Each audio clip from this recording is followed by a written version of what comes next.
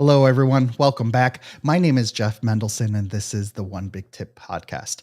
Joining me today is Chuck Hogan, master coach, entrepreneur, and managing partner at Your Best Life, an organization helping people to elevate finances, family, fitness, fun, and faith.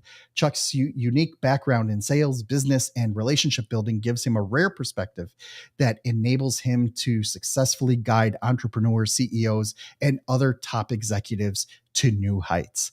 It's going to be a really interesting discussion today. Chuck, thank you so much for joining me and welcome to the show. Thank you so much for having me on today, Jeff. Really appreciate the opportunity. So, one of the things I found interesting about digging into your background is that you've got a lot of stuff going on, right? There were a lot of commas in there. You have a lot of, you have a lot of expertise that you're now bringing into the executive coaching arena. Tell us a little bit about who you are and what makes you so amazing. No, thank you for the question. First of all, I am a blessed man. I have been married for 36 years to the love of my life, Julie, and she still puts up and tolerates me and my humor. Um, the blessing for me is that I'm a father of three beautiful children, and that these life experiences of growing and learning and being able to really experience who they are and the conditions that come up. I don't know that there's anything more dynamic than raising kids. I don't know that there's anything more dynamic than staying in a loving, fulfilling relationship. And when I started to look at how this manifested through my professional career, it really started to become very clear to me that it's okay to be an employee if that's what you choose to do and you like that level of security. For me, I started finding that life was about playing bigger and not living small anymore. And I started to get so excited about the fact that when I had these conversations with my kids, it was like, hey, you can do anything you put your heart to. Well, dang it, then I better start eating my own cooking because life goes by real quick. And so, what the amazing and humbling experience has been is really being able to take everything that I've accumulated in the 36 years of business and marriage and fatherhood and meld it into an understanding as to how people function. Because in betwixt this time, I also started studying a ton about human behavior, neurolinguistics programming, neuroscience conditioning, and all those things may sound really interesting, but the challenge was I wasn't interested in getting more processes. I was actually interested in getting clarity and actionable items. And something that's so important is that there's a lot of folks who are addicted to shelf help. And I am not one of those guys. I when I actually experience something, I want to put it to the test. I want to kick the tires and light the fire. Because it's not enough to just talk about something. It's not enough to say, "Oh, I paid for this program, and or I went through a program." And you had satiation for 3 or 4 days. I was like, I was that guy. I lived that lifestyle for a little while, and 20 years, in fact. There gets to a point in time when we need to get some clarity. And for me, probably the biggest distinction of all, Jeff, that really shifted my life was where I was investing my time. I had someone who asked me a question, and what really turned my life in a different direction about 20 years ago is that a very dear friend of mine, and she asked me, she goes, "What's your favorite season?" And I go, "Well, I love fall. I love the changing of the leaves. I love just the freshness of the air, and just there's a shift into like the holiday seasons." And it was beautiful. And then she goes, "Okay, how many falls do you think you have left?" Now, this was 20 years ago. So I'm going, hey, I'm in my 30s. I got some time. Well, recently we had this conversation again. And as my parents are in their 80s and I'm in my mid 50s, how many falls are left? And it came and hit me again as a reminder. Time is the one commodity that you don't get to manifest more of. You get to help optimize it. You get to help go ahead and try and facilitate creating more understanding around it, how you're spending it, how you're utilizing it. But boy, how are you investing it? What's your true legacy? Is it measuring in money? Is it measuring in things and stuff? And so for me, it was like, okay, let's figure out how to measure this thing called time. And it shifted everything for me because now I'm so much more deliberate. To your point, being able to do a lot of things, be involved in a lot of things, it came down to one thing. Where am I spending this thing called time? I love that you brought up that part about the time, in that really what we're talking about here is being able to have like have a conversation with yourself in order to have, to make more actionable things happen. Right. So, just talking about, I love that quote about the shelf help, right? Because it's one of those things that um, there are a number of different names for this, like course junkies or people that just, like put a bunch of books on their bookshelf and like they're gonna absorb it and learn it by osmosis, right? And a lot of these things don't really happen that way, right? You really do need to put in the effort. You really do need to put in the soul searching. You really do need to make actionable changes these changes may not actually manifest themselves right away, right? That is how we grow, right? But it's not something you could just fix, using a Jedi mind trick and just waving your hand and making it so, right?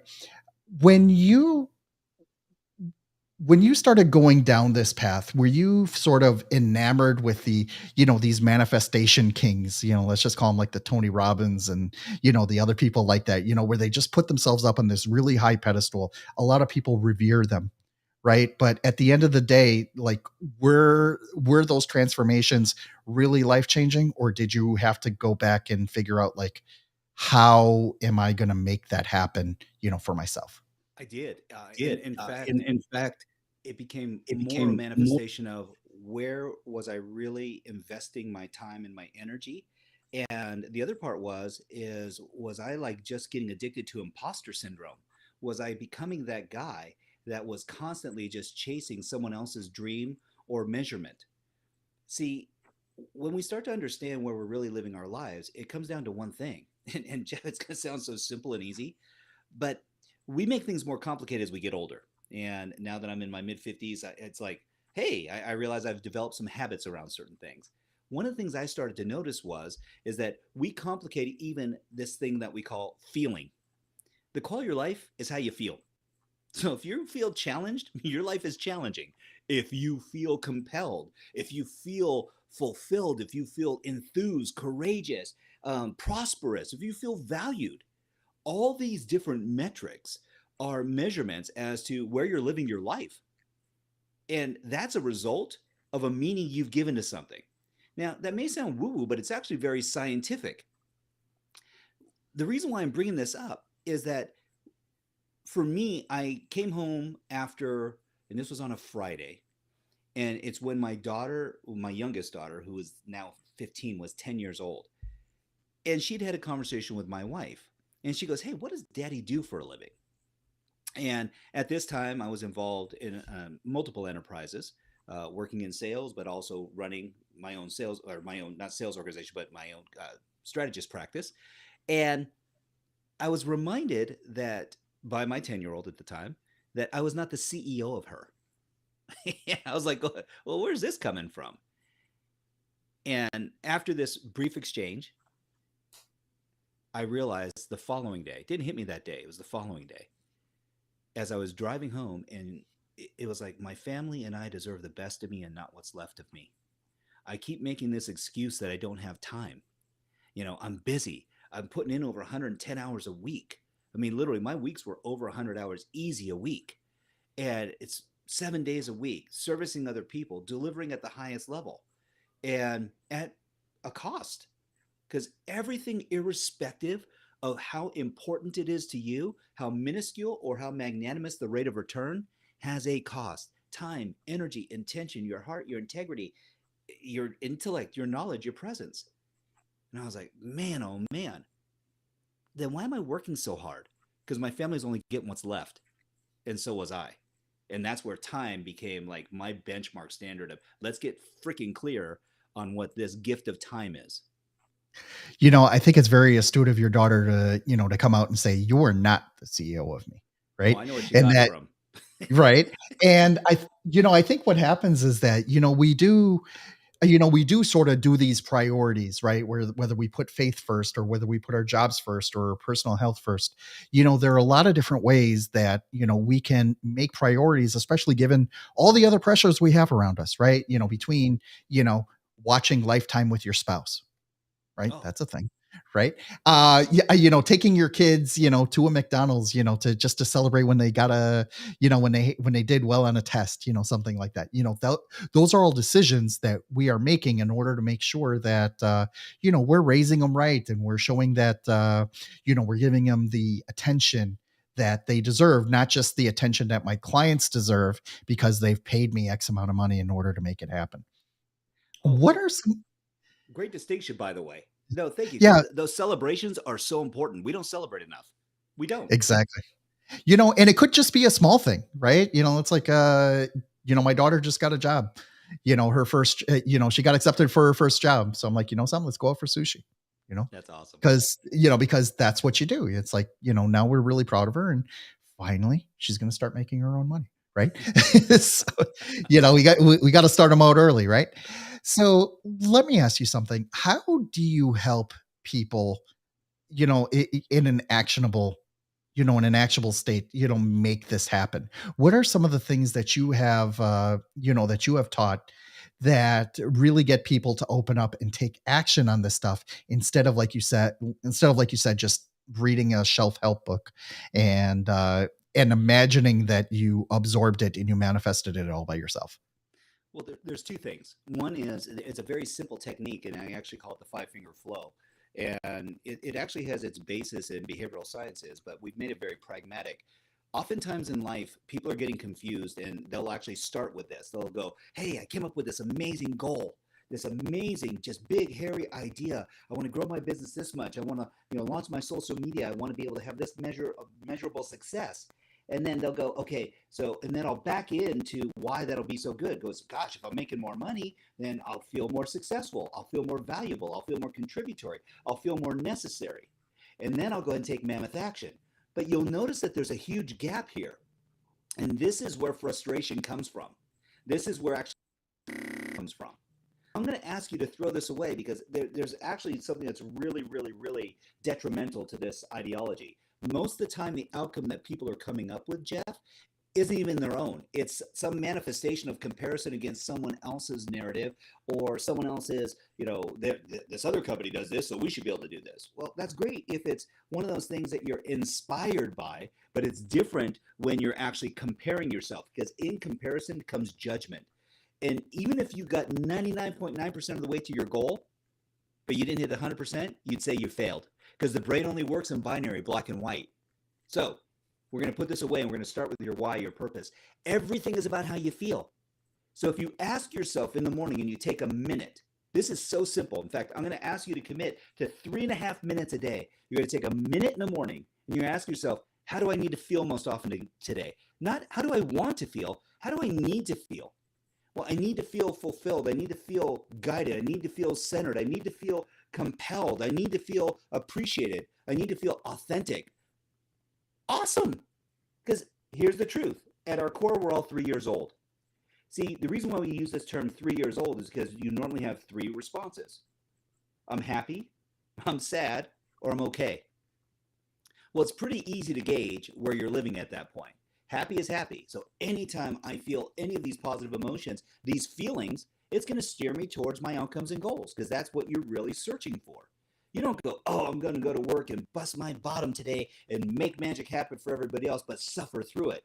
They go, well, I hope there's some remuneration. I hope you're getting some fill up someplace. So when we start to look at this, we go, okay, great. Now, why is this important? Because it allows you to actually hold on to your goals and your outcomes, your dreams. Without this, why? It's a weak purpose. That's where the heart is, not the mind. The mind judges, the heart drives you. Second thing is, but again, we're just going to use our 5 fingers to measure this out. So purpose, why? How do I want to feel most often? Second thing, what direction am I going in? In fact, this is called the pointer finger. What direction do I need to be going in to achieve how I want to feel? Gosh, I feel this way anytime I see a sunset, anytime I walk my dogs, anytime I hug my kids, anytime I have a great conversation with my wife, anytime I accomplish something in my business, my work, I create value for people. I'm helping people grow and supporting others in their mission and their journey and their vision. Man, this is feeling really good. But there's something that becomes important with this as well. Please. What I wanted to interject here was, like, how do you track this then? I mean, is this just a function then of journaling? Is this a function of not, just imagining what exactly you need to make happen? I mean, I tried this modality, like a couple times actually. I have a journal book over here, right? And and there's a space like or something similar, like how am I supposed to feel today?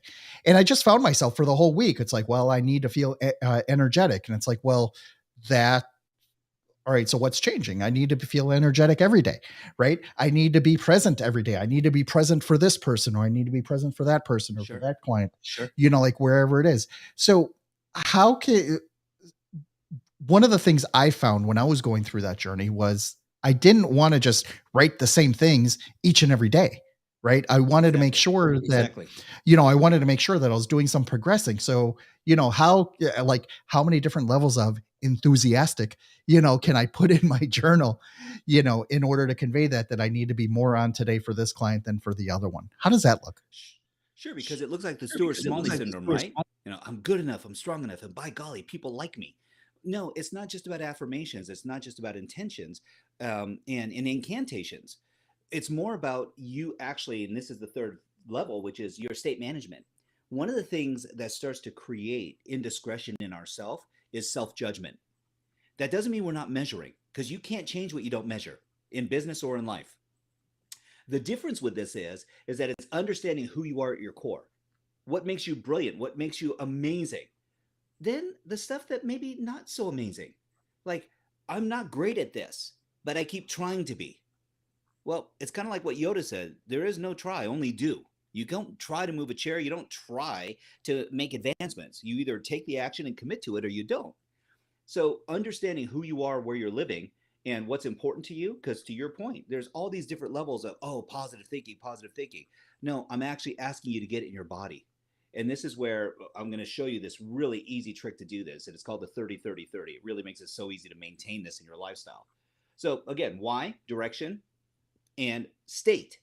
The last thing is now we come up with outcomes and goals because these are based on a full body experience, body, mind, and spirit. It's not just you coming up with outcomes and then not hitting them because we're celebrating the entire time. Anytime we're heading the right direction, anytime we make a wrong direction, we're just going to go ahead and course correct from that point forward. We're not going to make a U-turn and go all the way back. You don't need to have the full lesson. You just need to know that it wasn't right, it wasn't working, and let's move forward from here.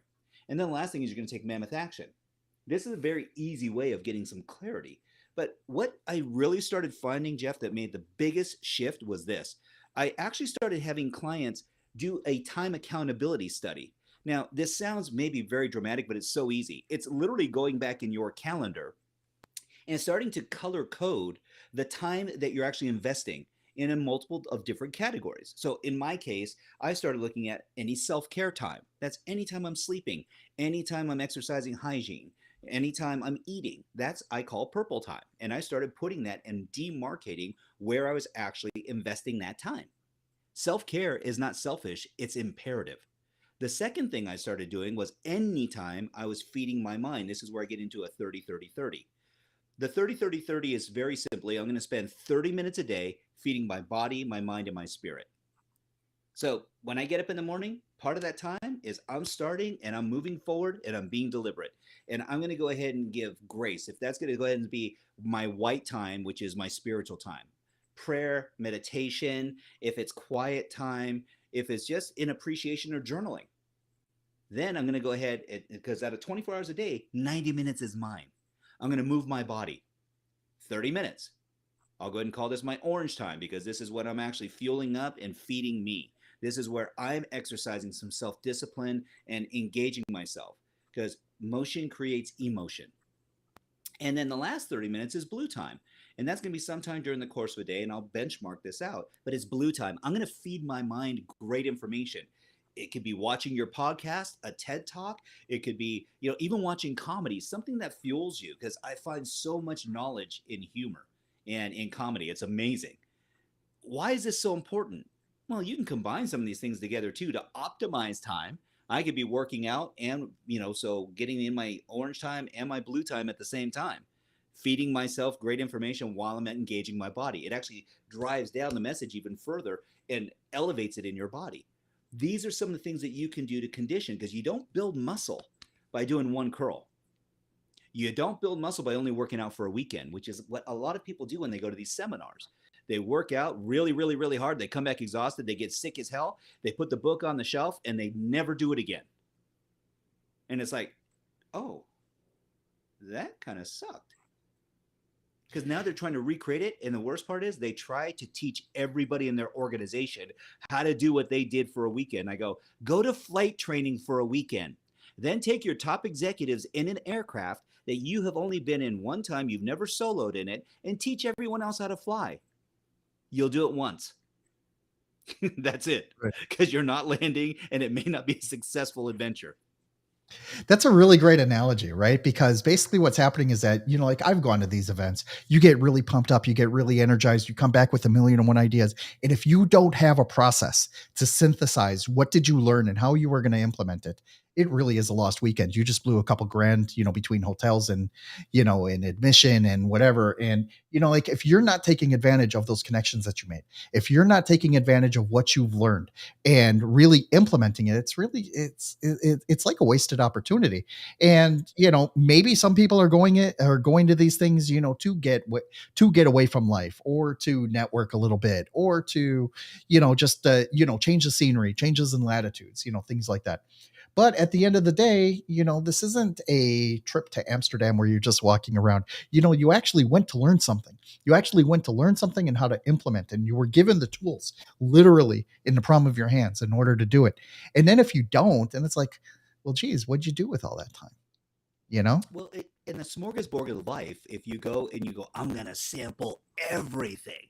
Well, there are certain things that definitely tasted better to your palate than others. And I will remind people that it's not always about onboarding more skill. Skill can be taught.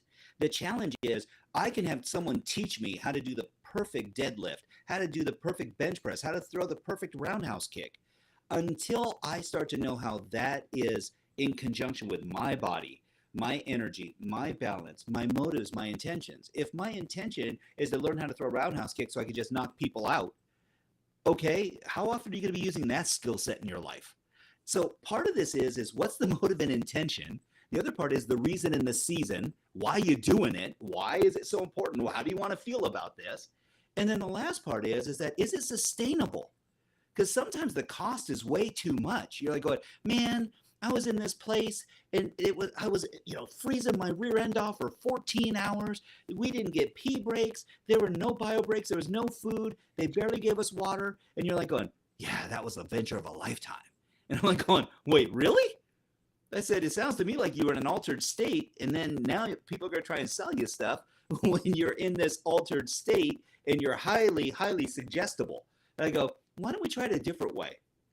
Why don't we slow things down?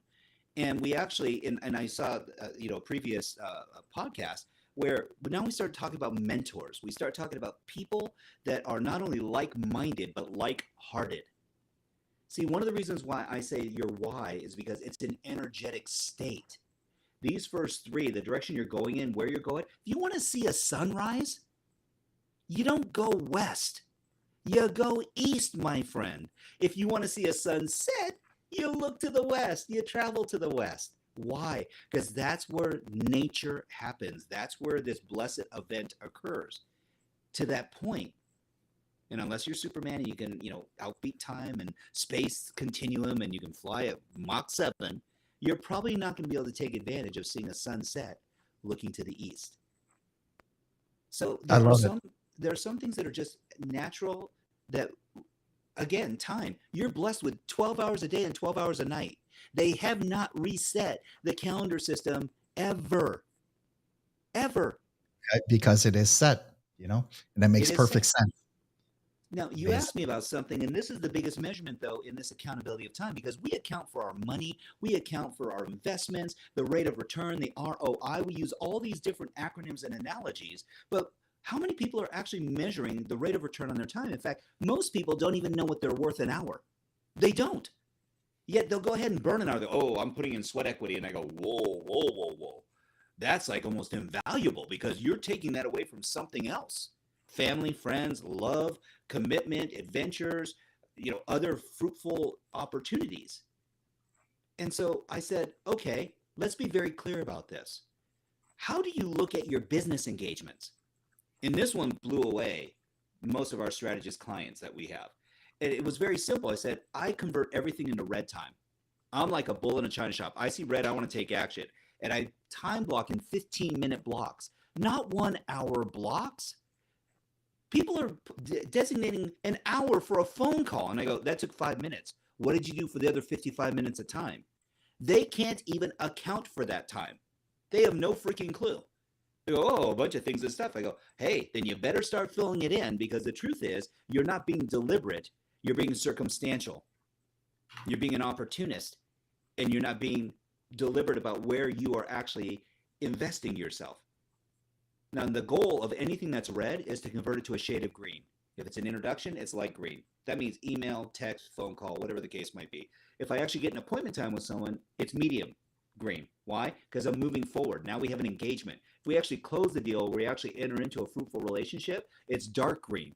I can start to look at the scaling of my activity and measure whether or not I'm actually being productive. And at what level? Hey, this month was it was a ferreting out month. I did a lot of marketing this month. Look at this month. It turned into appointments. Next month, oh, we're closing deals. We're actually being productive. We're in engagements. We have clients that we're sponsored and on board with. But if you have a bunch of red time left over, what some people call net time, I go, ooh, how are you squandering it? What an amazing analogy. Thank you so much for sharing that. I really enjoy that because, one of the most useful tools that we have, the digital tools at least, is a calendar, right? And it is so flexible. You can measure your time in half hour increments, 15 minutes. You can go down to 5 minute increments if you want. And what happens is that sometimes the most productive people who use their calendar as like their baseline, they really do bring it down to 15 minutes, 10 minutes, 5 minute increments, because they are that able, in order to really manage, where they need to go and how they need to do it, and they're very, very defensive on how they manage their time. And I think it's great. I tremendously respect that, out of anybody who's trying to make that happen, for themselves and their business. So thank you so much for sharing that. You're And, welcome. Chuck, can you please let everyone know where they can learn more about you, learn more about your Absolutely. company, and how they can reach out to you directly? Thank you for that, Jeff. Well, about a year and a half ago, actually, it's going on 2 years now. In the upcoming new year, we started a company called YBL, and it stands for Your Best Life. We started realizing that there were a lot of people who were just getting by, that they were surviving life. That, again, when I talk about being a 3-year-old, these are the people that didn't say they were happy or sad. They just said they were okay. Well, what does okay mean in today's climate? Okay means that, yeah, it's okay. I'm all right. I go, well, where's the enthusiasm? I go, I don't know that there's anything more detrimental than stasis, or what people call perceived balance. I get these folks that come into our community and they go, oh, I'm looking for balance, Chuck, work life balance. I said, whoa, well, can I offer a different perspective? And they go, yeah, sure. I said, okay, great. You looking for balance means that you're looking for no growth, no contribution, no additional, progress. You're basically just getting by.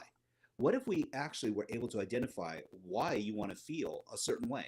So if that's productive, happy, engaged, philanthropic, fulfilled, and they go, man, that feels better. I go, okay, cool. What's that? A smile? Like there's some enthusiasm on your face? Really? This actually feels good to you? I'm like, okay, that's outstanding. So now we're getting deliberate. I'm not saying go into a nosedive like you're kamikazing off a cliff. I'm saying get deliberate. Why is this important? There's a lot of behavioral strategists that say, you know what allows you to move forward? Knowing someone has your back, knowing that there's someone else who is compelled by something that's bigger than just of you. It's not a level 1 relationship where it's just good for you, or level 2 where it's good for you and someone else, or level 3. That's what you're searching for. Good for you, good for other, and everybody else. That's called like-heartedness. When we start to share values and we start to share belief systems, doesn't mean that they have to believe in everything that you believe. It means that you share some common morality that allows you to connect at a deeper level. So you're not just like-minded. Oh, I like the way you think. Man, I didn't see that. You caught that? Wow. What's cool about this is having variegation in your community and all different types of personalities is cool because now you can see each other's blind spots and you'll actually help and stand for each other. YBL is that kind of community. We have limited it down where we started off as a business strategist services company to help people move further, farther, faster in four pillars of life: faith, family, fitness, and finance. And the main reason for this was we started understanding that people would go to different events and they're like, oh man, I'm killing it in faith. I'm killing it in family. I'm killing it in my fitness. But boy, my finances. And I was like, okay, so if any one of these is being held back, it actually stopped growth in all areas because you are not the sum of one of your parts, you're the sum of all of your parts.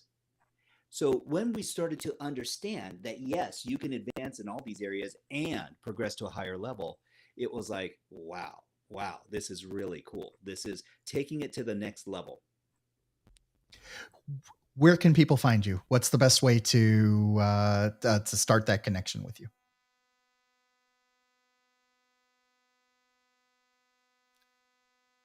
elnow.com. Amazing. Amazing. Thank you so much for that. Chuck, I really appreciate you taking the time to speak with me today. It's been a lot of fun. I love nerding out on this stuff. So that was a really great conversation. Thank you for joining me today. It's my pleasure, It's my Jeff. Thank pleasure, you for Jeff. having Thank me you on. for having me.